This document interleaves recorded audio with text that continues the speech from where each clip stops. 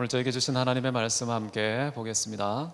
출애굽기 20장 15절 말씀입니다.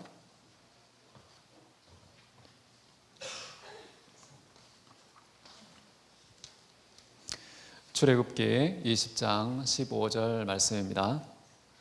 한 절인데요, 한 목소리로 우리 읽도록 하겠습니다. 시작. 도둑질하지 말라. 아멘. 오늘은 십계명 제8계명 이웃의 재산이라는 제목으로 하나님 말씀 함께 나누기를 원합니다.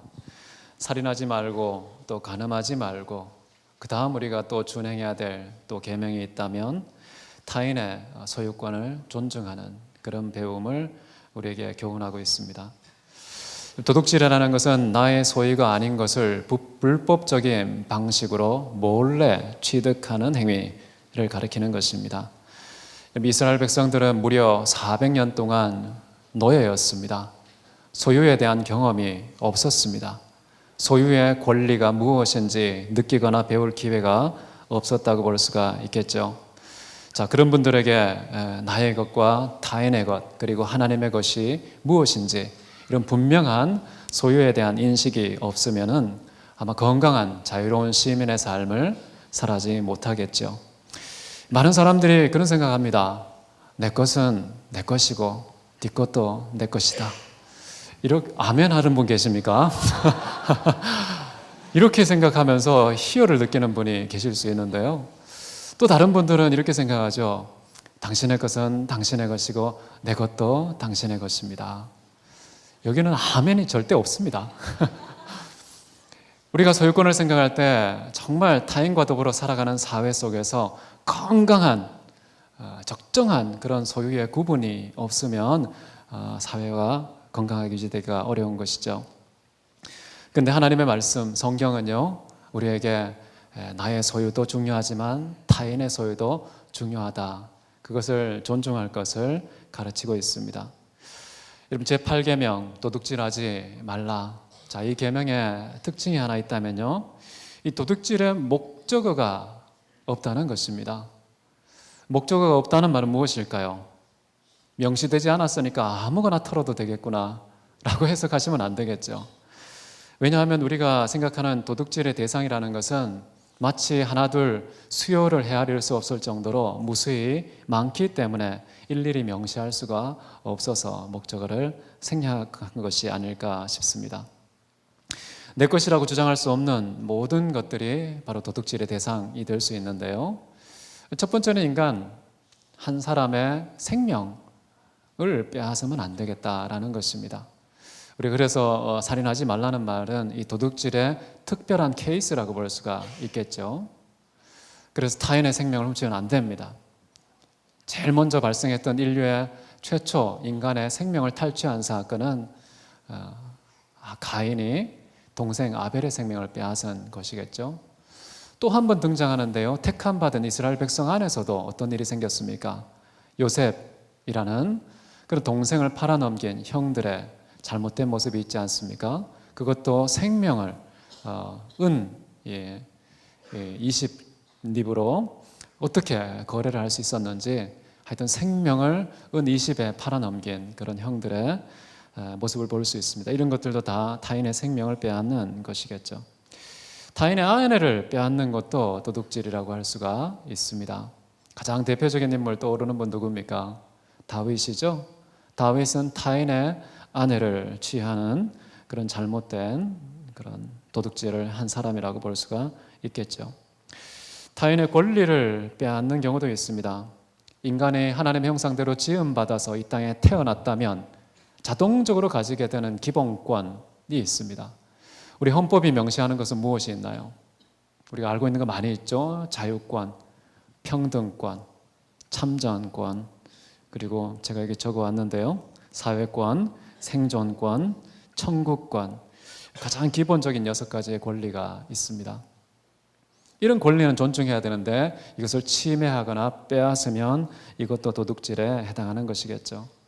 우리에게 가장 익숙한 것은 타인의 재산을, 타인에게 속한 물건들을 이유 없이 불법적으로 불이하게 탈취하는 것, 이것도 도둑질에 해당하는 것이죠. 이 타인의 재산은 두 가지 종류가 있습니다. 첫 번째는 사적인 소유로서 사유재산, 두 번째는 공적인 소유로서 공공재산이 있죠. 이 두 가지에 대해서 우리는 건드리면 안 되겠죠. 사유재산은 돈, 옷, 핸드백, 컴퓨터, 핸드폰, 책, 집, 남의 땅, 남의 가게, 이런 것을 함부로 탈취하거나 불법적인 방식으로 취득해서는 안 될 것입니다. 이것이 큰 도둑질에 해당하는 것이고요. 이런 사유재산이 아니고 공유재산인 경우도 있습니다. 뭐가 있을까요? 우리가 사용하는 도로, 우리가 사용하는 땅, 대한민국 한반도라는 땅이 있죠.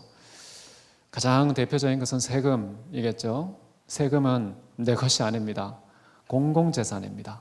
그래서 세금을 탈세하는 사람들은 공공재산을 탈취한 도둑 되겠습니다. 지하철이나 버스, 전기, 환경, 이 모든 것들이 다 공유재산이라고 볼 수 있고요. 이것을 함부로 사유화하게 되면 도둑질이라고 할 수가 있습니다. 특별히 이렇게 세대 간의 소유도 있는데요. 지금 우리가 대한민국 한반도의 환경을 우리가 누리고 있고 사용하고 있는데요. 이 공적인 재산 아닙니까? 그래서 다음 세대, 그 다음 세대, 또 그 다음 세대가 사용할 수 있는 권리를 박탈하는 환경 오염 같은 거, 이런 것은 한 세대의 권리를 탈취하는 그런 도둑질이 될 수도 있겠죠. 그래서 우리 세대에 맡겨진 책임이 있습니다. 잘 관리하고 유용하게 사용하되 다음 세대도 그것의 수혜자가 될 수 있도록 보호 관리할 필요가 우리에게 있는 것이죠. 어떤 분이 그런 얘기를 하더라고요. 공적인 재산 중에 비행기를 타고 가면은 주는 담요 있지 않습니까? 그래서 대한항공이나 아시아나 소속인데 그것을 덮었다가 주머니에 쑥 집어넣고 내리는 분들이 계시다. 이것도 탈취한 것이다. 왜냐하면 그 승객들이 사용해야 되는 것인데 사유화했기 때문이죠. 그런데 재밌는 말도 들었습니다. 단기 선교 떠나시는 분들도 다 챙긴다고 그럽니다. 선교 목적으로 챙긴 건지 아니면은 그냥 선교 의식과는 상관없이 그냥 버릇처럼 그냥 내 거 취해도 돼라는 생각을 한 것인지. 저희 집에는 그 대한항공 볼펜도 있습니다. 이거 어떻게 돌려주나 생각이 드는데요. 사실은 그 승무원이 준 것입니다. 가지셔도 됩니다라고 해서 가진 건데요. 어쨌든 여러분 집에 남의 집 마크가 찍혀 있는 거 다 반납하시기 바랍니다. 도서관, 효자 도서관 찍혀 있는 거 다 반납하셔야 되고요. 전두대학교, 비전대학교 도서관 찍혀 있는 거 여러분 다 반납하셔야 되겠습니다. 교회에 것도 있겠죠, 그죠? 헌금을 갈취하는 사람이 있을 수가 있고요. 교회 공공으로 쓰고 있는 의자나 이 환경을 함부로 사유화하는, 내가 마치 나의 전유물인 것처럼 사용해서 타인의 사용권을 박탈하거나 침해하는 그런 행동을 하는 것도요, 공적인 재산을 훔치는 것이 될 수 있다는 것입니다. 타인의 언론을 훔칠 수도 있는데요. 우리는 모두 자유로운 발언권을 가지고 있습니다. 언론을 막아서는 안 되겠죠. 우리 각자의 언론의 자유, 그런 것이 고유한 권리로 되어 있는데 그것을 박탈하고 입을 막아서 협박을 해서 위협을 해서 침묵, 강제적인 침묵을 강요하는 것도 상대방의 언어를 훔치는 것이겠죠. 타인의 지식을 훔치는 것도 있습니다. 잘 아시죠? 표절. 우리 공부를 하다 보면, 논문을 쓰다 보면, 책을 쓰다 보면 내 생각이 아닌데, 나의 아이디어가 아닌데 남의 것은 나의 것인 것처럼 인용 표기도 없이 그냥 취하는 것, 지적재산권을 무시하는 그런 도둑질이 될 수 있다는 것이죠. 스승이 제자의 아이디어를 훔치는 경우가 굉장히 많습니다. 기가 막힌 그런 논문, 기가 막힌 실험 결과, 아름다운 악상, 이런 것들이 제자에게서 나오면 나는 스승이니까 취해도 돼. 이런 잘못된 갑질이 정당화된 그런 문화가 있어서는 안 되겠습니다. 더 심각한 것은 이제 타인의 마음을 훔치는 것이겠죠. 부정한 방식으로 타인의 관심사와 의식을 다 빼앗고 사로잡는 것도, 이것도 도둑질에 해당되는 것입니다. 성경에 대표적인 케이스가 하나 나옵니다. 압살롬이라는 그 다윗의 아들이 있는데요. 이 아들은 아직 왕이 아닌데도 마치 왕인 것처럼 이스라엘 백성들의 마음을 훔쳤다라는 성경 구절이 나옵니다. 사무엘하 15장 6절인데요. 이스라엘 무리 중에 왕께 재판을 청하러 오는 자들마다 압살롬의 행함이 이와 같아서 이스라엘 사람의 마음을 압살롬이 훔치니라. 괜찮다고, 내가 도와주겠다고, 내가 해결해 주겠다고, 이렇게 해서 백성의 마음을 다 취하는 그런 압살롬의 태도가 있었습니다. 타인의 인격을 취하는 것도 도둑질이다라고 할 수 있습니다. 타인의 인격을 도둑질하는 방법은 뭐냐 하면요, 타인을 비인격화시키는 것입니다. 사람을 사람으로 대하지 않고 목적으로 대하지 않고 수단으로 대하듯이 마치 도구처럼 대하는 그런 태도는 타인의 인격을 훔치는 도둑질이 될 수가 있다는 것이죠. 타인의 노동을 부당하게 취하는 것도 도둑질에 해당하다고 나옵니다. 열심히 일하고 땀 흘린 그 노동의 분량에 합당한 대가를 지불하지 않는 고용주의 태도는 도둑질에 해당하는 것이죠. 타인의 노동을 갈취하는 형태가 바로 그 사람이 수고하고 땀 흘린 그 분량만큼 적정한 그런 사례를 하지 않는 경우에는 도둑질에 해당하는 것입니다. 또 타인의 어떤 투자를 또 도둑질하는 경우도 있습니다. 어떤 사람이 충분한 품삯을 주었습니다. 근데 그 품삯을 받고도 거기에 상응하는 수고와 노동과 땀을 흘리지 않고 몰래 열심히 일하는 척, 진실된 척, 이렇게 거짓으로 일하는 사람들도 주인의 품삯을 갈취하는 도둑질에 해당하는 것이겠죠. 서로 우리가 마땅히 해야 될 도리를 다하지 않을 경우에는 도둑질에 해당한다는 사실을 우리가 확인할 수 있습니다.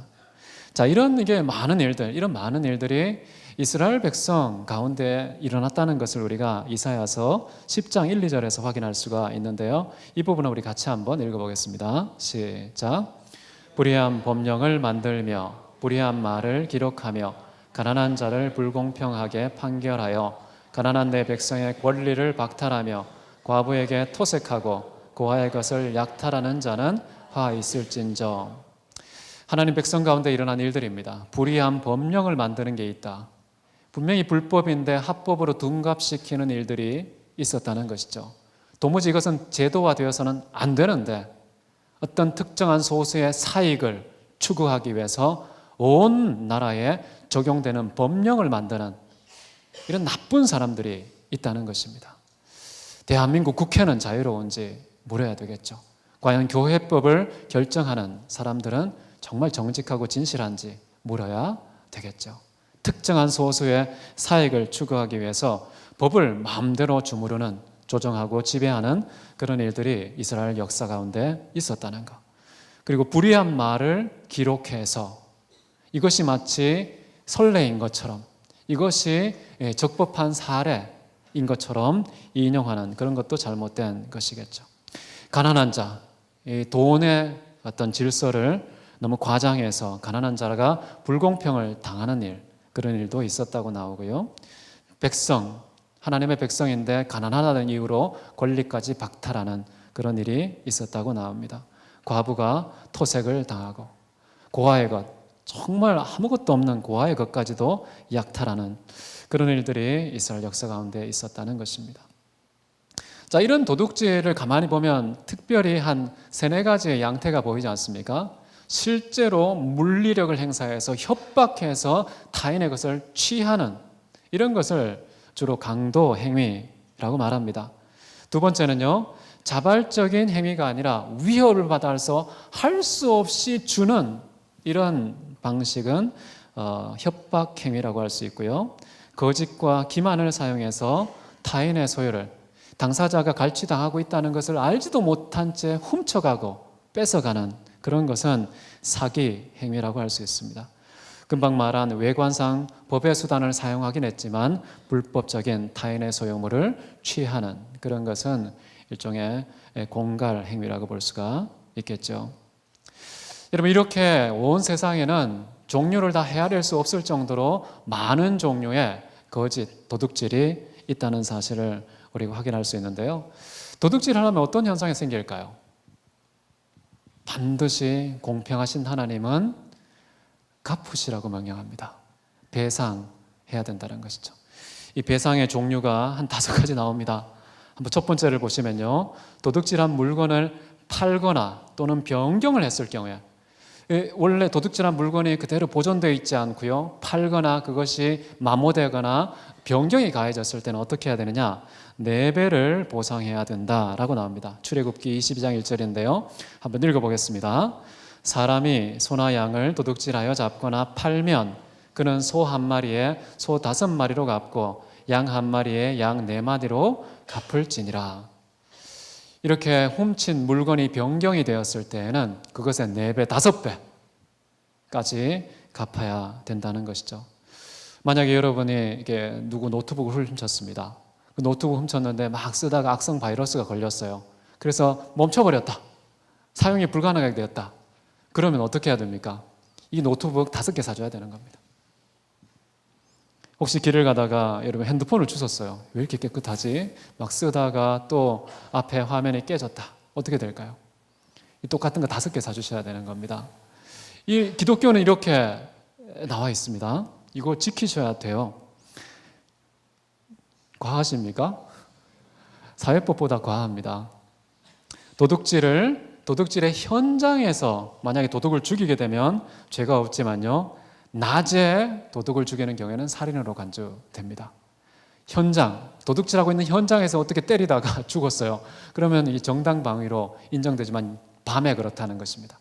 근데 낮에 눈으로 다 확인되는데 나를 살해할 위협은 느껴지지 않는 상황이 확인되는 대낮에는 만약에 그렇게 죽였을 경우에는 살인으로 간주되는 게 있고요.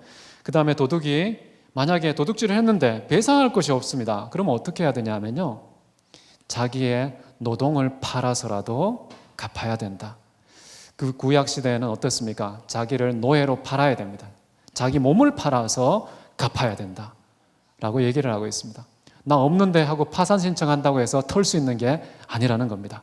기독교는 굉장히 엄격합니다. 자기 몸을 팔아서라도 반드시 갚아야 된다라고 나와 있고요. 그리고 도둑질한 물건이 집안에 그대로 있다, 내 수중에 그대로 있다, 이때에는요 2배만 갚아주면 된다고 나와 있습니다. 출애굽기 22장 4절에 보시면요, 도둑질한 것이 살아 그의 손에 있으면 소나 낙이나 양을 막론하고 갑절을 배상할지니라. 자, 이렇게 규정되어 있습니다. 자, 마지막으로는요, 자기의 집안에 속한 사람이 도둑질을 하면 동종의 최고 물건으로 배상해야 한다라는 구절이 5절에 나오는데 같이 한번 읽을까요? 시작. 자기의 짐승을 놓아 남의 밭에서 먹게 하면 자기 밭의 가장 좋은 것과 자기 포도원의 가장 좋은 것으로 배상할지니라. 만약에 저희 집 자식 막내가 어디 가가지고 핸드폰을 훔쳤다. 그러면 어떻게 해야 됩니까? 이 지구상에 존재하는 최고의 핸드폰으로 보상해 주어야 한다는 것입니다. 만약에 제가 키우는 개가 어디 가서 정말 귀한 옷을 물어 뜯었다. 그럼 이 세상에 존재하는 최고급 옷을 그에게 사줘야 된다는 것이죠. 이런 식의 배상의 원리가 기독교에는 있습니다. 그래서 도둑질을 단순히 금지한 게 아닙니다. 사람은 부패했기 때문에요, 실수할 수 있고 의도적으로 아무리 하나님이 금지해 놓아도 우리가 범죄할 수 있거든요. 그때 어떻게 해야 되느냐? 그때는 여기 말씀드린 것처럼요, 반드시 갚아야 한다는 겁니다. 어떤 식으로든 갚아야 합니다. 그런데요, 이렇게 갚으라고 명령했어도 갚지 않는 경우가 있겠죠. 그런 경우는 어떻게 될까요? 이 사회법에서는 어떻게 합니까? 누군가가 훔쳤습니다. 훔쳤는데 배상을 하지 않았어요. 그러면 법원이나 경찰에서 어떻게 합니까? 강제 집행이라는 것을 하죠. 기독교는 어떻게 될까요? 기독교는 경찰권이 없습니다. 교회에서 어떤 판결을 내려도요, 경찰력을 동원할 수가 없습니다. 고작 해야 우리가 할 수 있는 최고의 형벌은 엑스커뮤니케이션, 출교입니다. 교제의 단절. 더 이상 교회의 한 회원으로 인정하지 않습니다. 이게 교회에서 줄 수 있는 최고의 엄벌입니다. 그런데요, 하나님께서는 어떻게 하실까요? 도둑질하지 말라. 그런데 도둑질을 했는데 그러면 보상해라. 근데 보상하지도 않았어요. 그런 경우에는요, 하나님께서 친히 강제 집행을 하십니다. 누군가 것을 이렇게 훔쳤잖아요. 그런데 갚지 않았다. 세월 속에서요, 하나님께서 친히 강제 집행하시는 일들이 있습니다. 질병을 들게 해서 이거보다 훨씬 더 많은 5배가 아니라 50배보다 더 넘는 그런 대가를 지불해야 할지도 모릅니다. 자녀 중에 어떤 일이 생겨서, 부모에게 어떤 일이 생겨서, 내 기업에 어떤 일이 생겨서, 내 몸에 무슨 일이 생겨서 잘 모릅니다. 어떤지 잘 모릅니다. 출처를 알 수는 없지만 어떻게 해서든지 하나님은 반드시 이 도둑질한 것에 대해서는 보상하게 하십니다. 지금 하나님께서 말씀하신 이 배상의 원리는요, 너희들이 하면 좋겠다라고 부탁한 게 아닙니다. 이게 질서야. 스스로 하면 잘한 것이고 스스로 하지 않으면 이게 이 땅의 역사가 흘러가는 섭리이기 때문에 반드시 이게 응답될 것이다 라고 말씀하시는 겁니다. 그렇기 때문에 굉장히 무서운 것이죠. 그래서 여러분, 도둑질 할 때에는요, 내가 보상하든 보상하지 않든, 들키든 들키지 않든 하나님의 법은 작동합니다. 진행 중입니다. 반드시 토색한 것에 대해서 5배, 아니 50배 이상의 대가를 지불해야 될 수 있다는 그런 마음으로 여러분 손버릇을 그대로 유지하십시오. 여러분 할 때마다 하늘나라 창고가 막 쌓일 겁니다. 50배나 막 쌓이는 것이죠. 하나님 주머니가 두툼해지시겠습니다. 그런데 정말 정신 차리셔야 합니다. 안 들키는 게 능사가 아닙니다. 내가 좀 적게 보상하는 게 능사가 아닙니다. 하나님의 법이 우리에게 적용되고 있습니다. 하나님의 섭리가 지금 집행 중입니다. 그래서 누군가의 인권을 한번 탈취해 보십시오. 하나님께서요, 행한 대로 갚으시는데 5배나 내가 인권이 박탈당하는 일이 생길 겁니다. 타인의 권리를 빼앗아 보십시오. 내가 정당하게 누려야 될 권리 5배나 내가 잃게 되는 일이 생길 것입니다. 타인의 재산 좀 뜯어와 보십시오. 그러면 내가 갖고 있는 재산 5배가 넘는 그런 상실이 반드시 일어날 것입니다. 어떤 방식인지 우리가 눈치를 못 채죠. 야, 이게 과연 하나님께서 집행하는 것일까? 그 방식을 우리가 추정할 수가 없습니다. 그런데 반드시 일어난다는 사실, 그걸 저는 믿습니다. 그렇기 때문에 도둑질은 여러분 하지 않는 게 지혜로운 것입니다. 안 들켰다고 안심할 수 없는 영역이죠. 도둑질은 왜 생길까요? 이 도둑질은 아주 묘한 즐거움이 있습니다. 안 해보신 분 모르시죠? 저는 어릴 때 저금통을 많이 뜯어봤습니다. 집에 있는 저금통 뜯지 않고도 빼내는 방법이 있죠. 살짝 얇은 톱을 그 입에 넣어서 이렇게 그냥 쏙 나오게 필요하면 가르쳐 드리겠습니다. 뭐 살짝 누님의 주머니를 손을 넣는다든지, 그리고 가게에 들어가면 아무도 안 볼 때, 그때는 CCTV 개념이 없잖아요, 어릴 때 우리. 근데 살짝 그냥 주머니 넣어도 티도 안 나고 개수도 보니까 파악이 안 될 정도로 많이 있는데 뭐 라고 생각해서 주머니 넣는 경우가 많습니다. 저는 그 살아가면서 그거 다 갚았다는 생각이 들어요. 어떤 식으로든 제 주머니가 털렸습니다. 하나님은 정말 공평하십니다. 무섭도록 공평하신 분입니다. 한 채의 애누리도 없죠. 그런데 이렇게 하다 보면 이상하게요, 이 묘한 중독성이 있습니다. 이걸 안 하면 내가 사는 맛이 안 나는 이상한 그런 경지가 있습니다. 여러분 알 리가 없죠. 잠언 9장 17절에 이런 말씀이 있어요. 같이 한번 읽어볼까요? 시작. 도둑질한 물이 달고 몰래 먹는 떡이 맛이 있다 하는 듯다.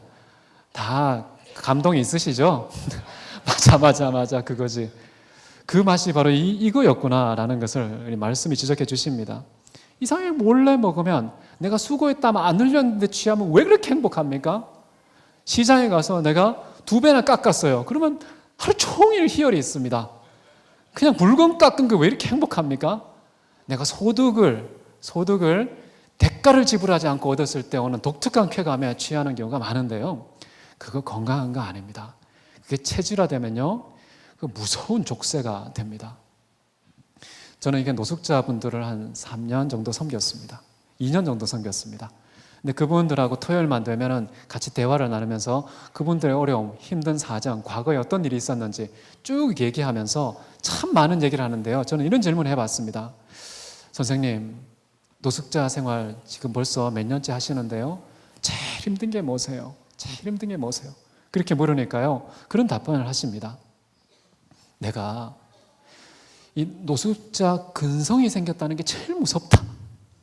내가 일을 하려는 의욕 자체가 발동이 걸리지가 않는다. 그리고 일을 하는 게 아니라 나는 노숙을 해야 내가 사는 맛이 난다는 이상한 근성에 사로잡혀 있다는 것이 가장 무섭다. 벗어나지 못할 것 같아서. 무섭죠? 무섭습니다. 여러분, 돈을 꾸는 것도요, 이상하게 돈이 안 필요해도 꾸고 싶어지는 이상한 중독성이 있습니다.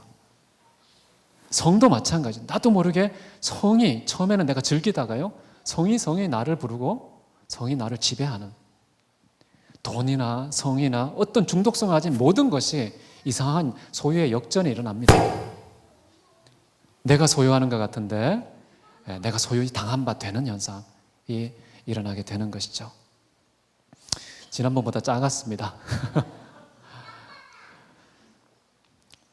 여러분, 결코 도둑질한 것이 나에게 유익하다, 달콤하다, 이런 감각으로부터 여러분 자유로우시길 바랍니다. 싸우십시오.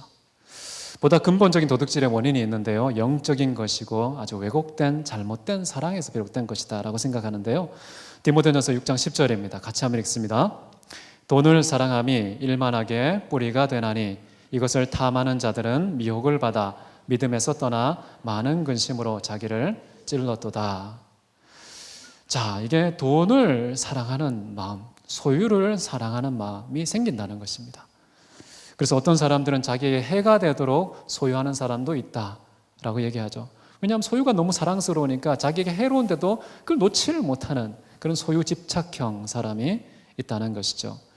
그래서 나도 모르게 어떤 돈에 대한 사랑, 결국에 사랑의 문제구나, 사랑의 문제다, 이런 것을 확인할 수가 있는데요. 자, 그러면 이 도둑질을 해결하는 해법은 무엇일까? 그것은요, 재물, 돈을 사랑하는 것이 아니라 사랑의 대상을 바꿔치기 하는 겁니다. 누구를 사랑하면 될까요? 하나님을 사랑하는 것이 해답입니다. 우리 인간의 사랑은요, 그 사랑의 만족이 비로소 주어지는 때는 그 대상이 하나님일 때에만 비로소 인간의 사랑은 만족이 됩니다. 그렇지 않으면요, 자꾸만 갈증만 커집니다. 돈을 사랑하잖아요. 돈을 가졌어요. 더 갈증이 생겨요. 더 많은 돈 해서 완전히 돈의 노예가 되는 것이죠. 사랑한다는 자체가요, 그 사랑의 대상 앞에 내가 노예가 되겠다는 선언입니다. 돈을 사랑하는 순간 돈에 좌우되는 노예가 되는 것이죠. 그런데 하나님을 사랑하면 어떻게 될까요? 하나님의 종이 되는 것입니다. 주님의 사로잡힌 사람이 되는 것입니다. 주님의 뜻을 따라만 사는 사람이 되는 것이죠. 누가복음 16장 13절인데요. 너희는 하나님과 재물을 겸하여 섬길 수 없느니라. 이를 사랑하면 저를 미워하고 저를 사랑하면 이를 미워하게 된다라고 이야기를 하죠. 겸하여 섬길 수 없습니다. 딱 하나 사랑할 수 있습니다. 그 사랑의 대상이 하나님일 때 재물을 미워할 수 있는 힘이 생기는 것이죠. 돈을 사랑하는 일만하게 뿌리를 근절할 수 있는 방법은 바로 하나님을 선택하고 하나님을 사랑하는 것에 있다. 프란시스 베이컨이 돈에 대해서 이런 말을 했습니다. 돈은 최선의 종이요 최악의 주인이다. 돈이 주인이 될 때는 최악이고요, 돈이 종이 될 때는 최선이 된다. 그래서 돈은 자기 자리가 종의 자리입니다. 그런데 돈을 마치 내 마음과 삶의 보좌에 왕으로 모신 사람이 있다는 것이죠. 그렇게 되면 최악의 주인이 바로 돈이다 라고 이야기를 하는 것이죠. 이걸 하나님으로 바꾸면 어떻게 될까요? 하나님을 종으로 삼으면 최악이 될 것입니다, 우리 인생이. 그런데 하나님을 주인으로 모시면 최고의 주인이 될 것이다. 이렇게 생각해 볼 수가 있을 것입니다. 그리고요, 하나님은요, 그냥 재물과 하나님 이렇게 과라는 이름으로 대등하게 나란히 대립항처럼 놓을 수 있는 대상이 아닙니다. 돈을 택할 것인가 아니면 하나님을 택할 것인가, 이렇게 나란히 둘 중에 택일의 관계가 아닙니다. 하나님은요, 모든 만물을 주관하는 분이십니다. 사도행전 17장 25절 보시면요, 이는 만민에게 생명과 호흡과 만물을 친히 주시는 이십니다. 돈을 사랑하면 돈이 저절로 주어지는 게 아니거든요. 하나님을 사랑하면요, 이 모든 것을 친히 주시는 분을 사랑하면은 다른 모든 문제가 해결될 수 있다는 것인데요. 특별히 빌립보서 4장 19절입니다. 우리 같이 한번 읽습니다. 나의 하나님이 그리스도 예수 안에서 영광 가운데 그 풍성한 대로 너희 모든 쓸 것을 채우시리라. 우리에게 소유가 주어지는 출처가 하나님이시라는 사실, 하나님의 승인이 없으면 그 어떤 것도 내게 주어질 수 없다는 사실, 하나님이 만물의 주권자가 되신다는 이 사실을 믿지 않으면 우리는 하나님께 구하지 않고 나도 모르게 주먹을 쓰는 것이죠. 협박하고 사기를 치면서 내가 스스로 취하는 자가 될 때 도둑질이 되는 것입니다. 하나님이 주시면은 적법하게 취할 수가 있는 것이죠. 하나님만이 우리에게 풍성한 대로 쓰시게 만드시는 유일한 분이라, 이런 사실을 기억하면 참 좋겠습니다. 하나님을 이렇게 섬기고 하나님을 풍성하게 채우시는 분으로 인정할 때에 과연 하나님께서 우리에게 주신 소유물의 목적과 이유는 과연 무엇일까라는 것을 생각해 볼 수 있는데요. 하나님께서 우리에게 많은 것을 주셨습니다. 만물과 생명과 호흡을 주셨는데요. 그 주신 이유가 뭐냐 하면 바로 이것입니다. 에베소서 2장 10절인데요.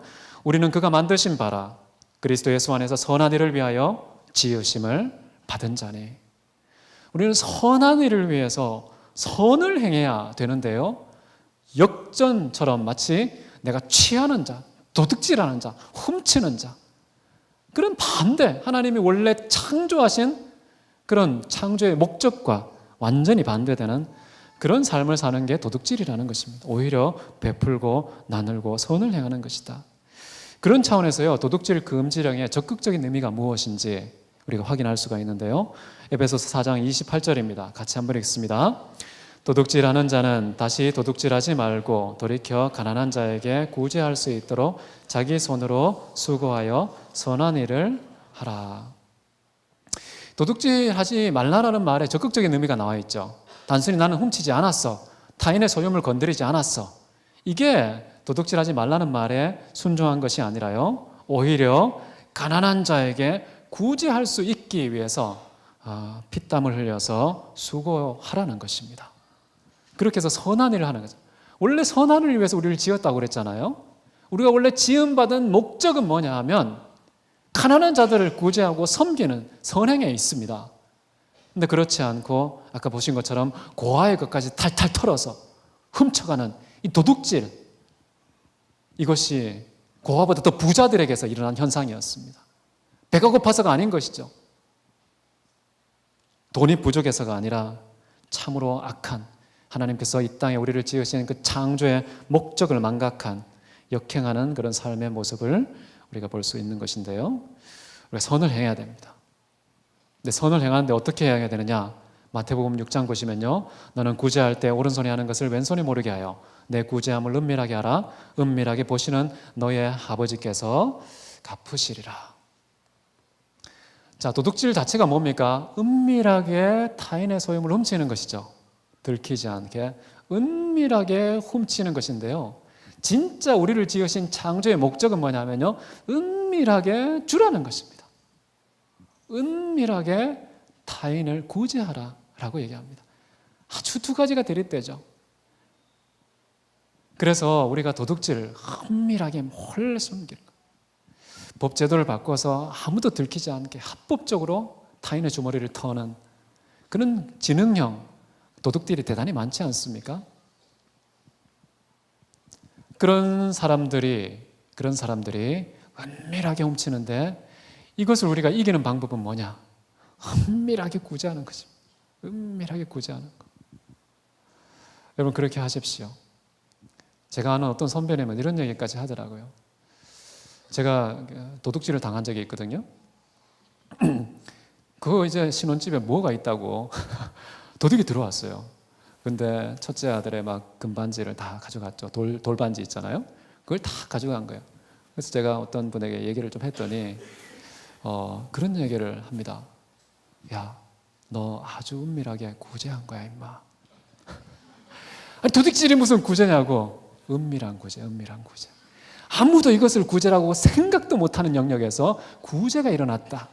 얼마나 그 사람 필요했으면 이렇게 조그마한 집 새방에 와가지고 그걸 털어가겠냐. 그렇게 생각하래요. 그래서 제가 마음 정리했습니다.